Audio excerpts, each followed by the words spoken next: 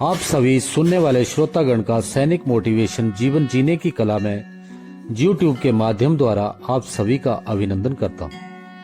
मेरी इन बातों से अगर आपके जीवन में मात्र थोड़ा सा भी बदलाव आ सके तो मेरे चैनल को सब्सक्राइब करें, लाइक करें और शेयर करें। सक्रिय जीवन व्यतीत कीजिए। जो शक्ति पृथ्वी को धारण किए हुए है वे क्रियाशीलता है। यदि पृथ्वी अपनी धुरी पर ना घूमे तो वे गिर जाए पड़ेगी। इसी प्रकार यदि हम अपनी क्रियाशीलता, परिश्रमशीलता त्याग दें तो जीवन संग्राम में अवरोध उत्पन्न हो जाएगा। क्रियाशीलता ही हमारे जीवन का सब कुछ है। रुपये के परिवर्तन में हम सब कुछ पा जाते हैं, पर रुपया वास्तव में क्या है? ये है हमारा संचित श्रम।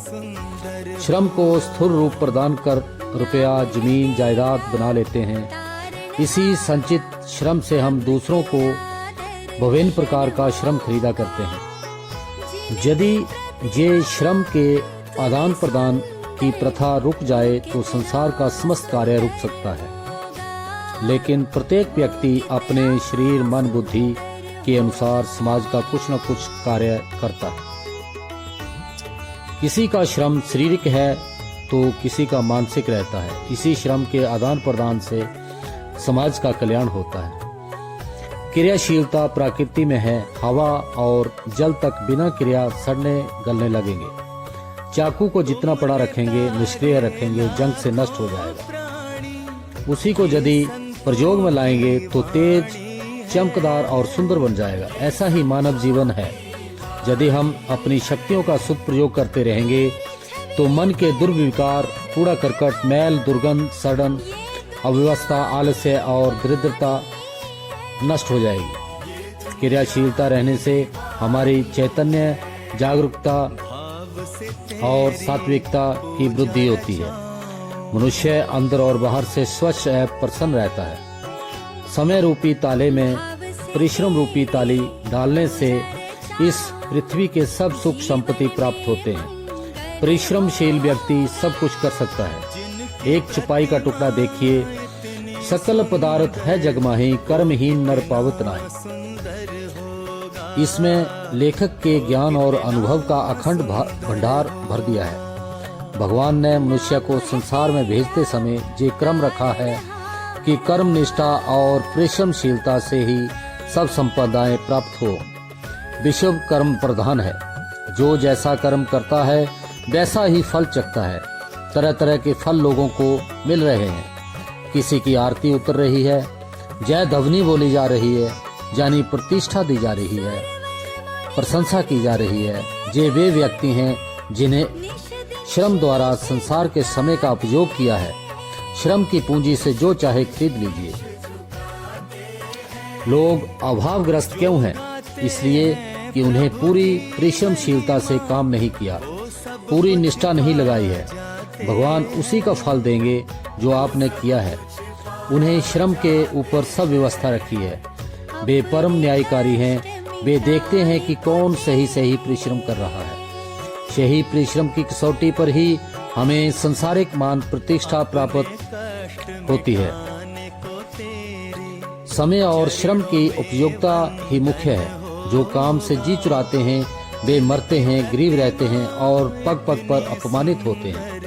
जो फालतू, आलसी, निकम्मे शैतान हैं वे लड़ेंगे, झगड़ेंगे, जुआ खेलेंगे, परेशान करेंगे। ये शैतान आपके दिमाग पर अधिकार न कर ले, इसके लिए सावधान रहें। मन के शैतान को काम दीजिए। शारीरिक श्रम की भी उपेक्षा मत कीजिए। श्रम और संपत्ति में कोई अंतर नहीं है। किसान पृथ्वी की छाती चीरकर भोजन उत्पन्न करता है। मलाह नदी की छाती चीरकर चलता है। जय, प्रशंसा, मान, प्रतिष्ठा, रुपया, पैसा, जायदाद, ये सब श्रम के पुरस्कार ही हैं। महाभारत में एक स्थान पर कहा है कि दोनों भुजाओं का कमाया हुआ अन्न हमारे पेट को मिलना चाहिए। बुद्धि की कमाई हमारे मन को मिलनी चाहिए। बुद्धि से लोग अधिक कमाकर प्राय फालतू फिजूल खर्ची करते हैं। शारीरिक श्रम से कम पैसा मिलता है, लेकिन उसके बिगड़ने की गुंजाइश भी कम रहती है। बुद्धि की कमाई धर्म, यज्ञ, दान, पुस्तकालय, ज्ञानवर्धन में खर्च होनी चाहिए। हमारी परंपरा ऐसी रही है कि राजा जनक तक हल जोतकर जीवोपार्जन करते रहे। खेती का रुपया पसीने का रुपया है, श्रम का रुपया है। नसीरुद्दीन कुरान लिखकर अपनी जीविका का उपार्जन करते थे।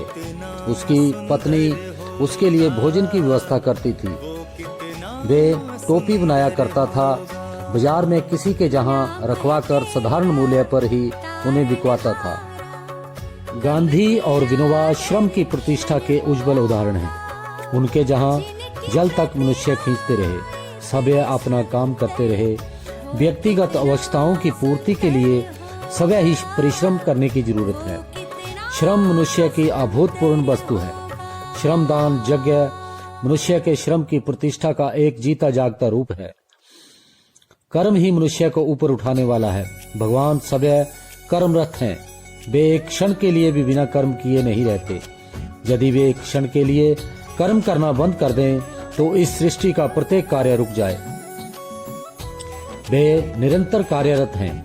हम भी उनसे शिक्षा लें और अपने अपने ढंग से परिश्रम करते रहें। बच्चे, युवक, वृद्ध, नारियां सब आयु पर्याप्त कुछ न कुछ श्रम जरूर करें।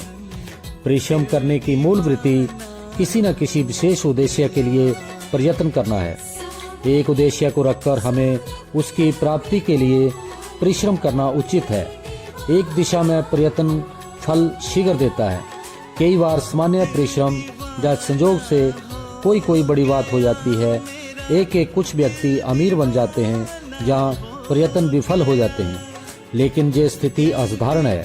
बिना श्रम के आई हुई संपत्ति स्वयं निकल जाती है। स्थायी लाभ नहीं होता। फालतू पैसा अभिमान का नशा उत्पन्न करता है।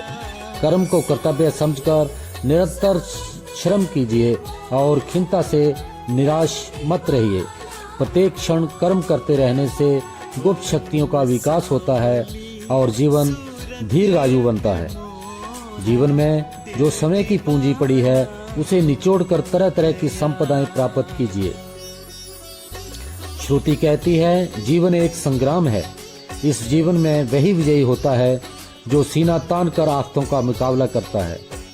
आफतों की घनघोर घटाओं में बिजली की तरह मुस्कुरा सकता है।